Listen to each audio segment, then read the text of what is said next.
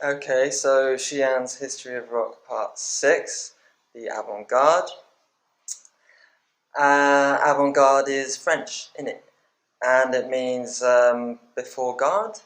I like to think of it as before attack, or even before time, because before music, there was just sound, right? And that's what avant-garde is. It's just this sound, it's purposefully designed random sound. Juxtaposition, maybe. Anyway, it started at the beginning of the 20th century with artists like Igor Stravinsky and Anton Webern, who were shaking heads and dropping jaws, destroying musical concepts. And that is avant-garde, it's destroying what you think music should be. It can occur in any art form. It happened in visual art as well. That was called Dardism, where people put like a urinal in a room and called that art, and people were like, yeah, it's not art. But yeah, that's the point. Not art is also art. That was their point. Anyway, so artists that carried the avant-garde torch through the following decades included the Afro-American jazz noise artist Sun Ra, who liked a strange hat, as many surrealists do and did.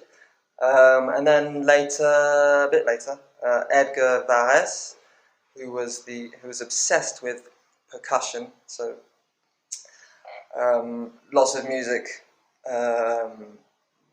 atonal music, and he died in 1965. And the next year, Frank Zappa released his first commercial album, and they actually knew each other. Frank Zappa was almost like Varese's protege. They spoke on the phone, and that kind of inspired like a lifelong obsession with sound and drums, and percussion. Zappa played drums. He also played, I think, every instrument, pretty much. He was an incredibly talented songwriter, also perfectly capable of writing a great pop song, as well as like an hour of sonic mayhem. A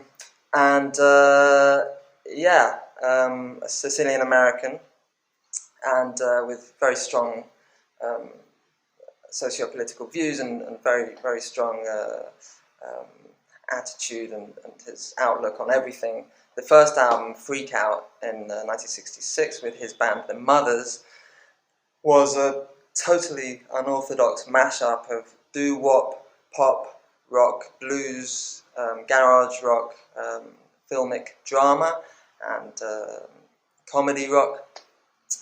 Lots of humorous lyrics. He was a great social commentator as well. He always managed to say what he felt and what he thought. Very important in culture, not just in music. Frank Zappa. And Freak Out, that album, I would argue, was the breakthrough prog rock album.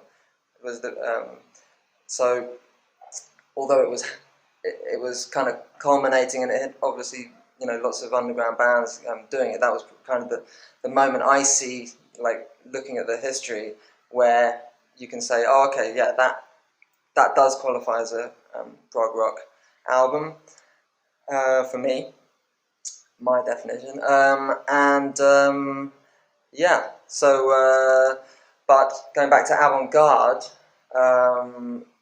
just to mention a couple of other big players in the avant-garde over the coming years, the rest of the 60s and 70s, I'd say would be Captain Beefheart, who was a good friend of Frank Zappa's, and kind of had his own amazing thing going, which was, he did occasionally soul songs and straightforward blues songs, but what I think he's famous for and most characteristic is he kind of multi-layer, like non-binary tracks of rhythmical tracks and melodic tracks of blues songs. I suspect that the way he directed his musicians was often that they were playing different songs. I don't know if they could hear each other, but maybe I think they probably could. They must have been able to, live at least, they'd have to hear each other and also kind of play a separate song. And this is just an amazing effect. And he just used, old school rhythm and blues to do this. I mean, you can really always hear, usually hear the blues strong influence, but you can hear the avant-garde as well. I mean, he was a great fan of just noise for the sake of noise. Another artist I would like to mention here, because quite a big champion of avant-garde, Yoko Ono, loved avant-garde,